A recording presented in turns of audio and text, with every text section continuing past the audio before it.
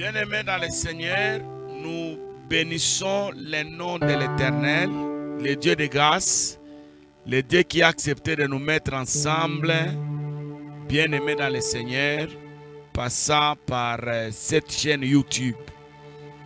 Vous qui êtes nombreux à gauche, à droite, à travers le monde, en train de suivre des prédications. Soyez bénis parce que vous êtes différents des autres. Aujourd'hui, beaucoup de gens sont liés à des futilités. Les gens suivent, partagent des choses qui n'édifient en rien. Selon que Paul nous parle en Corinthiens, tout est utile, tout n'édifie pas. Nous les chrétiens, nous ne sommes pas dans ce qui est utile. Nous les chrétiens, nous sommes dans ce qui édifie. Quelque chose peut être utile, mais ça n'édifie pas, ça détruit. Bien-aimés dans le Seigneur, alors nous les chrétiens, nous devons être dans ce qui édifie. Chaque jour, dans vos familles, dans vos églises, dans vos communautés, cherchez et soyez dans des choses qui édifient. Il y a quelque chose que j'aime dire et je crois par les jours à venir, je partagerai sur ça, je partagerai avec vous ça. Un chrétien doit comprendre trois choses. S'il veut faire les exploits avec Dieu, il doit comprendre trois choses. Je crois que je parlerai sur ça. Le chrétien doit toujours savoir qu'est-ce qui est important, qu'est-ce qui est urgent et ce qui est accessoire. Quelque chose peut être urgent, mais accessoire. Quelque chose peut être important, mais accessoire. Ça n'édifie pas. Quelque chose peut être vraiment urgent, mais moins important. Et les chrétiens doivent connaître ça. Donc les trois éléments que les chrétiens doivent maîtriser, ce qui est important, ce qui est urgent et ce qui est accessoire.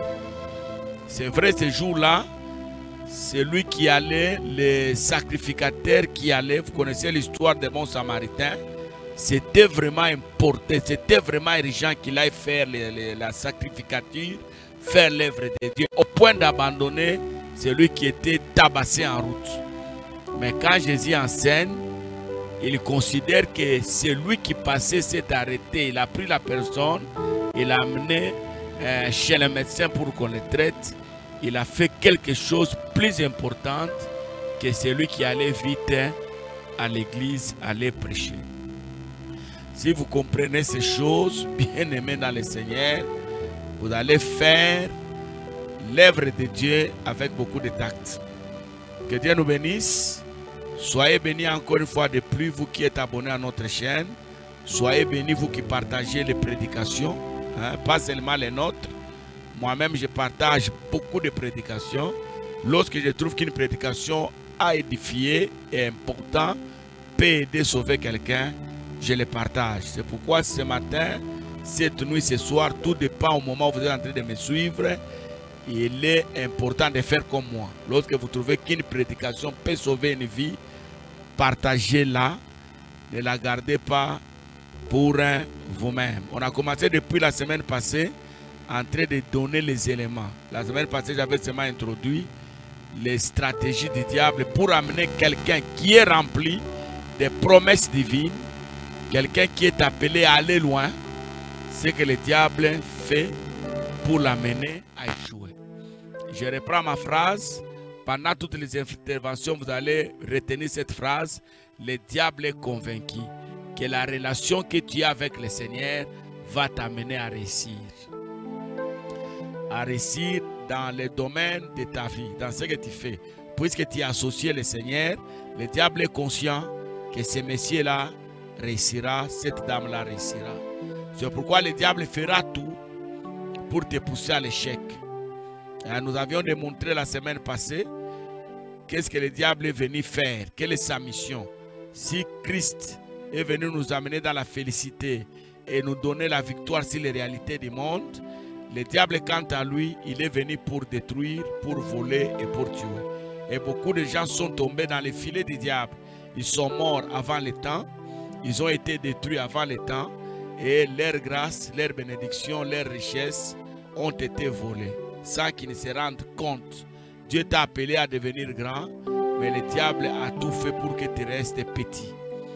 Le Dieu t'a fait un leader, mais le diable a tout fait pour que tu sois un suiveur. Bien-aimé dans le Seigneur, quel est le sous-thème que nous allons donner aujourd'hui? J'aimerais que nous puissions retenir ça. Depuis que le monde est monde, lorsque le diable veut amener quelqu'un à échouer, il veut priver quelqu'un de la réussite que Dieu lui a donnée, parce que la réussite est déjà là, la réussite est spirituelle, elle finira par se matérialiser. Le diable fera tout pour qu'elle n'arrive pas. Alors qu'est-ce que le diable fait pour amener quelqu'un à échouer? Première chose, le diable lui donne une autre opinion de soi-même. Romains chapitre 12, le verset 3, nous lisons la parole du Seigneur. Par la grâce qui m'a été donnée, je dis à chacun de vous de ne pas avoir de lui-même une haute opinion, mais de revêtir des sentiments modestes, selon la mesure de la foi que Dieu a départie à chacun. Je reviens avec la lecture, Romains chapitre 12, le verset 3e. Par la grâce qui m'a été donnée, je dis à chacun de vous de n'avoir pas de lui-même une haute opinion, mais de revêtir des sentiments modestes selon la mesure de la foi que Dieu a départie à chacun de nous. Lorsque le diable travaille pour l'échec de quelqu'un, le diable fait tout, il communique cette pensée négative d'avoir une autre opinion de soi-même. Vous savez, il y a des gens qui sont remplis d'eux-mêmes et ils se glorifient dans ce qu'ils sont là. Ils se croient seul, il réussira. Il croit que ce qu'il a, il a eu ça par ses propres efforts. Même dans cette histoire-là, le diable s'est arrangé. Il a introduit ça même dans nos églises. Il y a des hommes de Dieu qui ont commencé dans les vides. Dieu l'a appelé et Dieu lui a fait un nom. À un certain moment, il va même oublier de prêcher l'évangile qui lui a été donné, le message qui lui a été donné.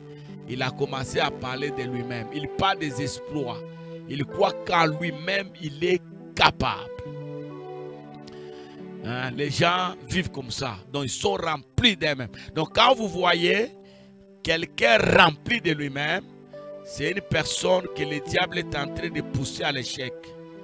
Le diable est en train de tout faire que cette personne, malgré les promesses divines qu'il a, les promesses de Dieu, qu'il puisse échouer. Et quand vous échouez, quand vous êtes bloqué, le diable se glorifie. Il se frappe dans la poitrine et il se dit à lui-même, au moins j'ai accompli ma mission. Avoir une autre opinion de soi-même, c'est ne considérer personne. Dieu lui-même, il n'a pas créé le monde seul. Quand vous lisez la parole, il a dit venons et faisons. Il a travaillé avec les autres. Jésus qui était Dieu, quand il est arrivé sur cette terre envoyé par son Père, il n'a pas travaillé par lui-même. Il a travaillé par les autres. Il y a des choses qu'il pouvait faire, mais il a dit aux autres, faites. Regardez dans la Bible, Moïse a travaillé avec une équipe. Il a considéré les autres. J'aimerais dire à toi qui es en train de me suivre pendant ce temps, tu ne réussiras pas si tu crois que ce que tu as, tu l'as eu par toi-même. C'est vrai, tu as étudié, les études t'ont donné des capacités exceptionnelles, mais si Dieu n'a pas voulu, tu ne pouvais pas avoir ce que tu as. Donc à chaque instant, nous devons toujours nous rabaisser aux pieds de Jésus et dire ce que j'ai, je l'ai par la grâce. Ça c'est vrai, je l'ai par la grâce parce que sur cette terre, il y a des gens qui ont étudié comme vous. Il y a des hommes de Dieu qui ont fait des études bibliques, ministérielles, théologiques, mais ils n'ont pas la grâce que toi qui n'as jamais fait la théologie, que tu as. Nous connaissons dans des familles où l'aîné est resté inutile. Mais Dieu élève les cadets de la famille. Dieu l'élève. Il devient un homme important. Nous connaissons dans ce monde les gens qui n'avaient pas une histoire par le passé. C'est les autres qui ont souffert. C'est son père qui a souffert. C'est sa maman qui a souffert. Ce sont ses amis qui ont eu à souffrir sur cette terre. Mais par la grâce du Seigneur, Dieu prend quelqu'un dans le néant, selon qu'il est écrit. Dieu prend quelqu'un dans la poussière et il les fait asseoir avec les grands. Dites-moi dans la Bible, à quel moment Mephibosheth a eu à souffrir? Dites-moi. Même Mephibosheth, dans la grâce des autres, a été connu. Dans la grâce des autres. N'ayez pas une haute opinion de vous-même. Hein? N'ayez pas. Comme je prêche toujours, je crois que cette phrase va aider quelqu'un. Un chrétien, même là où il est convaincu qu'il réussira, il sortira vainqueur. Il est convaincu, un chrétien, que ici, je réussirai. Je sortirai vainqueur. Il ne peut jamais s'engager dans cette histoire sans se référer au Seigneur. Et aujourd'hui, bien aimés dans le Seigneur, nous avons des prédicateurs de la parole qui montent à la chair, ils prêchent bien, mais sans prier, sans demander la volonté de Dieu par rapport au message qu'il donne. Il donne des messages non pas qu'il a reçus de l'Éternel, mais des messages qui viennent de lui. Les hommes de Dieu qui faisaient des retraites, qui faisaient des nuits de prière, quand la gloire arrive, ils croient maintenant qu'ils peuvent réussir facilement. Nous avons des médecins qui ont cessé de lire. Nous avons des avocats qui ne lisent plus. Ils croient que par lui-même, il réussira. Il tient compte de sa renommée. Son nom est internationalement connu. Tout le monde connaît la personne. Alors, il se permet de faire, de dire de n'importe quoi. Il est rempli de lui-même. Écoutez ce que Romain nous dit. Par la grâce qui m'a été donnée, je dis à chacun de vous de ne pas avoir une haute opinion de soi-même. Dans la vie, si vous voulez aller loin, vous avez besoin des autres. Vous avez besoin de conseillers. Vous avez besoin de se référer aux aînés. Hein? Quel que soit ce que vous êtes, homme de Dieu, quel que soit ce que vous êtes, homme politique, apprenez à vous référer aux autres. C'est alors que vous réussirez. Les gens qui ont une autre opinion d'eux-mêmes, ce sont des gens que Dieu rejette facilement. Et cette pensée-là, d'avoir une autre opinion de vous-même, ne vient pas de Dieu. C'est le diable qui vous remplit de cette pensée-là. Hein? Pour vous amener à échouer, arriver quelque part et que vous soyez bloqué. Voilà ce que Dieu m'a mis à cœur, que je partage avec vous. Et le sous-thème qui va venir va nous donner notre deuxième stratégie. Donc une autre opinion de soi-même, c'est l'œuvre du diable dans la vie de quelqu'un. Dieu résiste aux orgueilleux, mais il fait grâce aux humbles. Dieu est prêt à marcher avec des gens qui savent se rabaisser. Jésus, son ministère sur cette terre, c'était un ministère d'humilité. Je répète encore, même là où il pouvait lui-même multiplier les pains, il a dit aux disciples, donnez-vous vous-même à manger. Ce n'est pas qu'il était incapable, mais il voulait montrer à ses disciples que vous êtes aussi importants à mes côtés. Hein? C'est très important et très utile. Et Jésus, à un certain moment, il a dit à ses disciples, je ne vous appelle pas mes serviteurs, je vous appelle mes amis. Ça ne signifie pas que ces gens-là étaient ses amis, c'était ses serviteurs, mais Jésus avait besoin de ces gens-là. Que Dieu nous bénisse. N'oubliez pas trois choses. Si vous n'êtes pas abonné, abonnez-vous. Si vous êtes abonné et que vous avez eu à suivre ce message, partagez-les.